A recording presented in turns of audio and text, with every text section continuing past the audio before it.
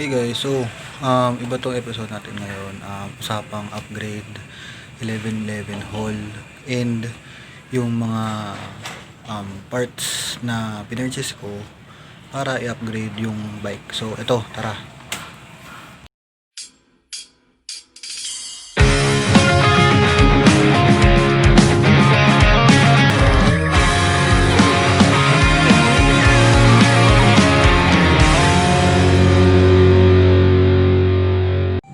So, bago natin pag-usapan yung mga upgrades, tingnan muna natin kung ano yung nakasalpak ngayon sa bike ko. So, ito.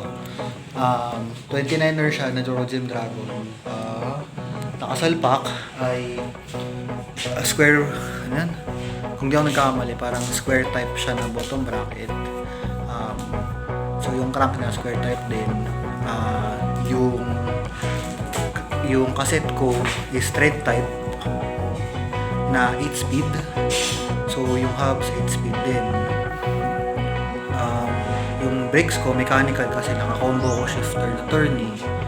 So yun, ito pag-usapan, ito na yung mga nabili natin sa Shopee, Lazada, tapos kung saan parts sa mga ko para makompleto yung upgrade ko sa bike. So tara. Yun, so una natin ang papakita is yung accent.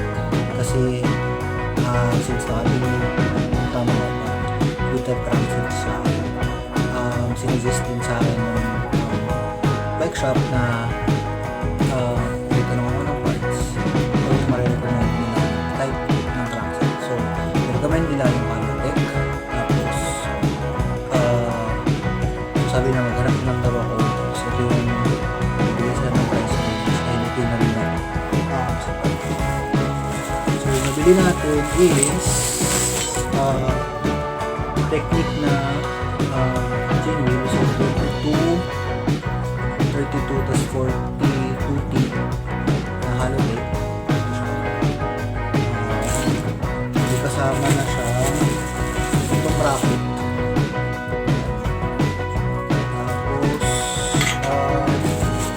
Yun,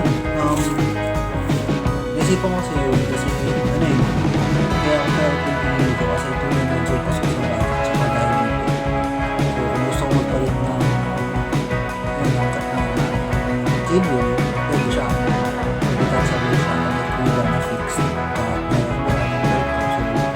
halimbawa gusto mo baba ng 2 bar or 1 bar, pwede ko yun. So next is actually sa ano yun, sa Alessandro ay nabili. Yung mga links isend lang daw sa description. Ano ba susunod? Sige po. For brakes, Shimano na hydraulic 8200. Yun ko ito nabili sa bike shop.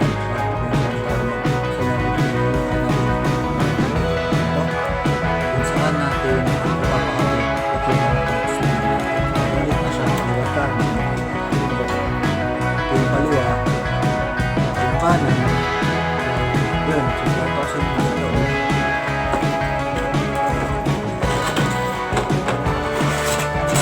Yan, tulang naman siya. Yan, so hindi ko na pakita yung kabila kasi same lang naman. Then after ng crankset, balik tayo sa Lazada.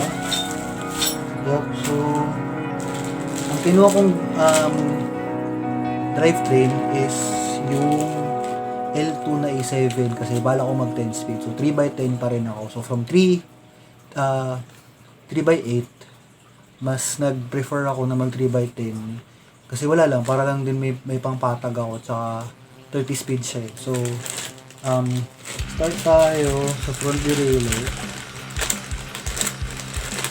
Ito yung naging front derailleur niya. So black yung pinili kong kulay. And yung RD na. Tapos yung shifters kaliwat kanan, kaya tayo yung left shifter, so sa FD gitna lang eh, so 3 tas wala siyang indicator, so siguro sanayan na rin. We'll see. Tapos ito yung shifter sa likod. Wala rin ng plastic. Kasi ito hindi ko pa nabubuksan talaga lahat. So ito, meron din. Meron siyang 10. So gitna lang. So talagang kapaan. Next is hubs. So since magpapalit ako ng group set, pumili na rin ako ng budget friendly na hub. So yung napili ko is yung Shimano na FHM4050. So ito siya, ito yung hub sa likod. Hindi ko sure kung maingay, pero let's see. Hindi ko alam. Wala naman akong alam dyan. Tsaka ayoko rin ng sobrang ingay. May kasama na siyang pang quick release. Ito yung dalawa. So both harap at likod. Yan. Tapos syempre, ito yung pangharap. Yung front hubs. Ay, mabas. Ay. Ito yung sa harap. So, kakaiba siya kasi majority naman nakita kong hubs, meron na siyang lock. So, ito wala. And yung holes kasi ng Prius ko is 36. So, 36 holes siya. Yung solution dyan, para magkaroon ng lock yung rotters, so it goes for both. Ito, center lock. So nagtanong-tanong ako kung saan meron, and may nakita naman tayo na natin sa shop na malapit. Yung pinurchase na namin din natin kaysa mag-antay pa sa Lazada. So mangyayari is kakabit mo to hubs, tapos kasi yung luma kong hubs is screw type yung rotor. Tama, screw type yung kabit pa ng rotor. So mangyayari is since yan, patong mo lang daw dyan yung rotor mo, then gagamitin mo tong lock para ma-hold siya in place. So ganyan ang kalalabasan niya, which is bagong technology. Pero sabi nga nung bike shop is majority daw ganito.